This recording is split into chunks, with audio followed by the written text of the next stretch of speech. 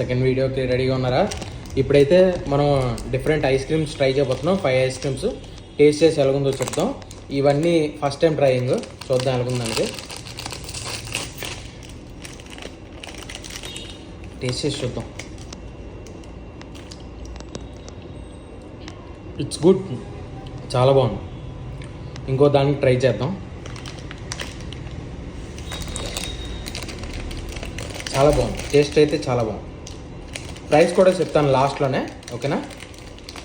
ఇవి కరిగిపోతున్నాయి, ఫాస్ట్గా తినేయాలి.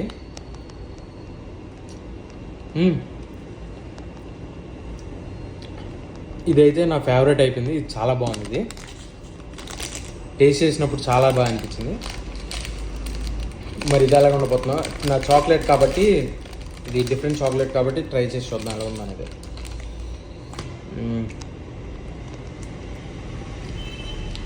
ఇది ఓకే మాత్రమే, ఎందుకంటే చాలా డిఫరెంట్ టేస్ట్ అనిపించింది నాకు. ఇదైతే just chocolate ice cream.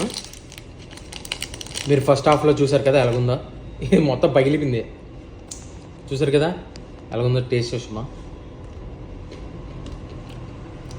బయటంతా chocolate లేరు, లోపలంతా ఐస్ క్రీము. చాలా బాగుంది టేస్ట్. ఇప్పుడైతే ఇది డోనట్ అనుకుంటాను.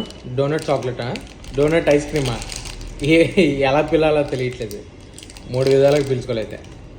Donut, different donut. వావ్, చాలా ఎక్సలెంట్ ఉంది, చాలా బాగుంది.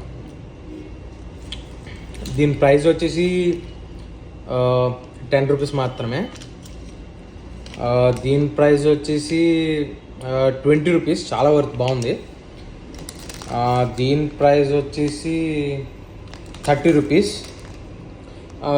ఈ ప్రైజులు కూడా ఇవ్వండి. ఇది కూడా 30 రూపీస్, ఇది కూడా 30 రూపీస్.